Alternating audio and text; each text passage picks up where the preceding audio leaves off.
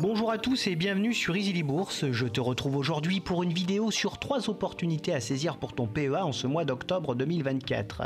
Mais ce mois-ci, je vais me tourner sur des titres qui offrent un peu plus de rendement. Alors personnellement, je ne participerai pas au débat des pros ou anti-dividendes qui peut faire rage sur les réseaux sociaux et qui engendre des débats passionnés. Mais comme je gère mon patrimoine en bon père de famille, ma vision de l'investissement est d'allier un peu de performance et un peu de dividendes, car en ce qui me concerne, je suis à la recherche de revenus réguliers issus d'un portefeuille solide, mais aussi d'un peu de croissance. C'est pourquoi un mixte des deux me convient parfaitement. C'est pour cela, bien que ce ne soit pas une priorité pour moi et l'unique critère de choix d'un titre ou d'un autre, que j'aime aussi intégrer à mon portefeuille des valeurs avec des rendements un peu plus élevés. Alors en cette période de flottement où nos chers gouvernants n'ont trouvé d'autre moyen que d'augmenter les impôts pour boucler leur budget, certaines entreprises ont fait les frais de rumeurs sur d'éventuelles taxes concernant leur activité. C'est le cas des 3 entreprises que je vais te présenter aujourd'hui. Mais avant de commencer, si jamais tu n'es pas encore abonné et que tu apprécies mes vidéos, alors n'hésite pas à le faire, c'est totalement gratuit et si tu veux te lancer dans l'investissement, je te conseille Trade Republic et Boursobank qui offrent de mignons petits bonus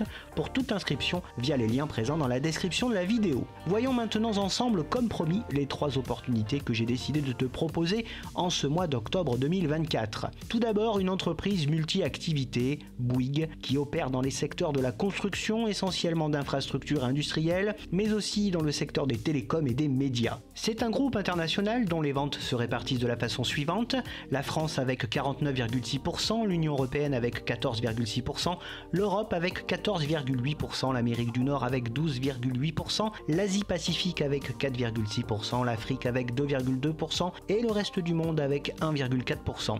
Ces activités s'organisent autour de 4 activités principales qui sont la construction avec 48,8%, les télécommunications avec 13,7%, les médias avec 4% et toutes les autres activités avec 33,5%. Avec un chiffre d'affaires croissant de 56 milliards d'euros en 2023, ce groupe, présent dans plus de 80 pays, est le premier constructeur de routes au monde. Il emploie plus de 201 500 collaborateurs et en ce qui concerne ses fondamentaux, son résultat d'exploitation est en hausse en 2023 et devrait continuer de légèrement croître en 2024. Sa rentabilité est un peu faible et voisine des 8,45% en 2023. Elle devrait progresser lors des prochains exercices. Ses marges voisines des 4,1% sont faibles et en baisse.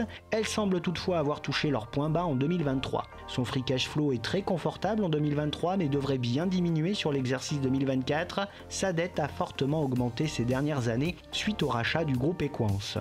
Cet endettement, qui devrait se maintenir, est toutefois totalement gérable. Concernant sa droite de régression, nous observons que le titre évolue en ce moment à un écart type en dessous de sa valeur théorique. Bouygues reverse un très beau dividende qui est fiable. Son rendement atteint les 6,6% au cours actuel. Il est reversé depuis plus de 30 ans sans interruption. Bouygues est une entreprise multi-activité qui continue à se diversifier pour réduire sa dépendance au secteur construction. Dans ce cadre-là, Bouygues a fait l'acquisition de Equans, qui pour le moment est très bénéfique. Avec une position dominante sur le marché français, le groupe est un acteur privilégié dans les partenariats publics-privés. En revanche, ses principales activités présentent un caractère très cyclique, avec d'un côté le secteur des télécoms qui est faiblement croissant et de l'autre un secteur immobilier en grande souffrance actuellement. De plus, son modèle multi-activité est discutable et le groupe subit une forte concurrence dans le domaine des médias et celui des télécoms. Cela reste tout de même un poids lourd de la construction, exerçant des activités toutes très différentes avec des profitabilités très variables. Son bilan financier est solide mais cependant un peu terne. L'intégration d'Equans a reboosté néanmoins le groupe. Pour information, je n'ai pas investi sur Bouygues car je trouve sa profitabilité un peu trop insuffisante. Côté investissement, je considère qu'un premier point d'entrée sous 30 € avec un renfort autour des 25,90 € serait très intéressant. L'objectif étant de viser le comblement du gap à 34,60 €, puis les 40 € à moyen terme. En seconde position vient la star des jeux de hasard, j'ai nommé FDJ ou la Française des Jeux, qui exploite des jeux de loterie et de paris sportifs en ligne. Elle propose des jeux instantanés et tirés au sort. Son portefeuille de marques comprend entre autres le Loto, l'Euromillion, Cash, Amigo, Le Keno et Parion Sport. C'est un groupe national avec 100% de son activité en France. Ses activités sont réparties en 4 grandes familles qui sont les jeux instantanés avec 42% de son chiffre d'affaires, les jeux de tirage avec 32%, les paris sportifs et compétitifs et les jeux en ligne avec 20%. et ses autres activités avec 6% de son CA. Avec un chiffre d'affaires en hausse en 2023 de 2,6 milliards d'euros, l'entreprise emploie plus de 56 000 employés, distribue ses jeux dans 29 000 points de vente et participe à hauteur de 6,6 milliards d'euros au PIB français. Côté chiffres, son résultat d'exploitation est en forte hausse en 2023 et devrait poursuivre sa hausse sur l'exercice 2024. Sa rentabilité supérieure à 40% est excellente en 2023 et devrait se maintenir en 2024. Ses marges sont également belles et en hausse avec 20% en 2023 et 19 à 20% attendus en 2024. Son free cash flow est très confortable et en hausse en 2023. Sa trésorerie est conséquente et en hausse en 2023. Concernant sa droite de régression, nous observons que le titre évolue en ce moment juste en dessous de sa valeur théorique. FDJ reverse un récent mais très beau dividende. Son rendement atteint les 5,17% au cours actuel. Il est reversé depuis 4 ans seulement sans interruption. FDJ est une société qui dispose d'un leadership important sur la loterie et les jeux de grattage avec un quasi-monopole. Son activité est extrêmement lucrative et résiliente. Ce leader des jeux d'argent et de hasard offre un profil défensif attractif et pas cher. Il continue de se développer grâce à de très belles acquisitions comme avec The Turf ou encore Kindred. Néanmoins, son réseau de distribution est performant mais assez vieillissant. Ses activités internet et sa digitalisation se développent trop lentement.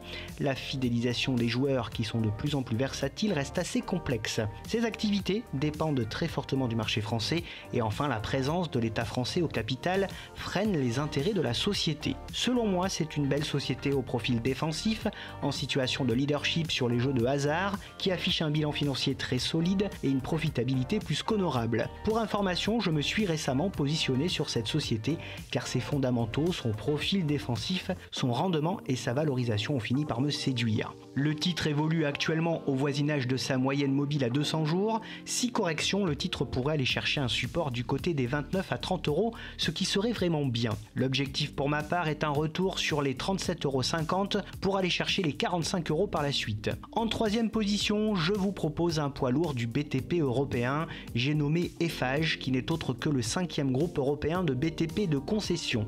La société intervient dans les métiers de la construction, des infrastructures, des systèmes énergétiques et des concessions en France et à l'international. Le groupe travaille essentiellement en France et un peu à l'international, avec entre autres 73% de ses ventes en France, 25% en Europe et 2% dans le reste du monde.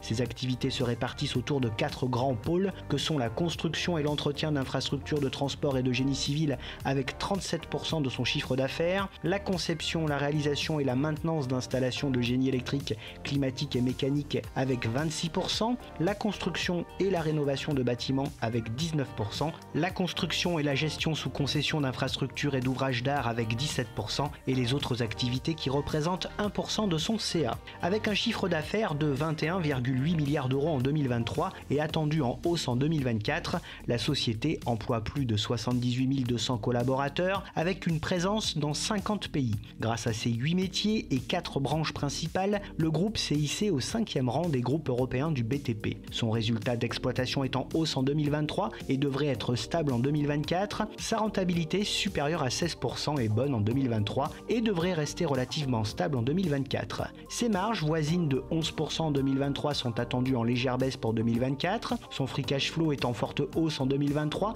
et très conséquent. Son endettement est assez élevé mais en légère baisse au fil du temps, baisse qui devrait se poursuivre sur les prochains exercices. Concernant sa droite de régression, nous observons que le titre évolue en ce moment à un écart type en dessous de sa valeur théorique. Eiffage reverse un bon dividende qui a toutefois été coupé en 2020. Son rendement atteint les 4,88% au cours actuel. Il est reversé depuis 3 ans seulement sans interruption.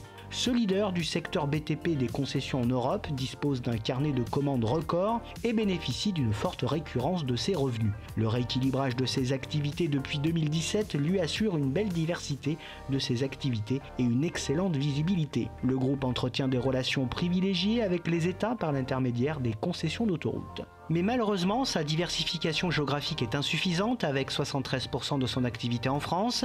Ses activités offrent également de grosses différences au niveau des marges. Son endettement est assez élevé et peine à baisser malgré tous les efforts du groupe. Et enfin, une surtaxe sur les concessions de la part de l'État français pourrait lui coûter près de 117 millions d'euros. Pour ma part, je considère Eiffage comme un grand groupe de BTP européen très bien géré. Il présente une bonne visibilité sur ses activités grâce à un carnet de commandes bien rempli. Son bilan financier financier est solide malgré un endettement important et une profitabilité améliorable. Pour information, même si j'ai déjà du Vinci en portefeuille, j'ai récemment ouvert une petite position sur cette très belle valeur. Je juge sa valorisation très intéressante et sa décote totalement injustifiée. Une entrée fractionnée sur son oblique haussière et au voisinage de sa moyenne mobile à 200 jours vers les 86 puis les 79 € serait top. L'objectif étant de retrouver à moyen terme les 96 puis les 110 €.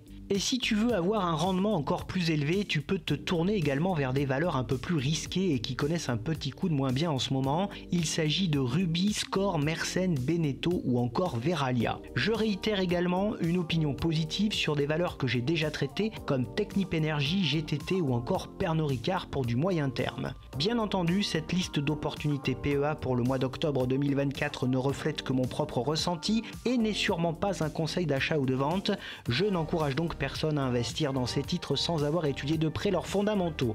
Bref, n'oublie pas de liker la vidéo si elle t'a plu, à t'abonner à la chaîne et à activer la cloche des notifications pour te tenir au courant des sorties de mes prochaines vidéos. Tu peux dès à présent retrouver sur la chaîne les analyses de bon nombre de sociétés. Pour te tenir au courant de toutes les dernières nouveautés de mes investissements, tu peux également me retrouver sur Facebook, Twitter, Instagram et sur le site Moning. Je te retrouve avec plaisir la semaine prochaine pour de nouvelles analyses et n'oublie pas en attendant qu'investir, c'est préparer ton avenir.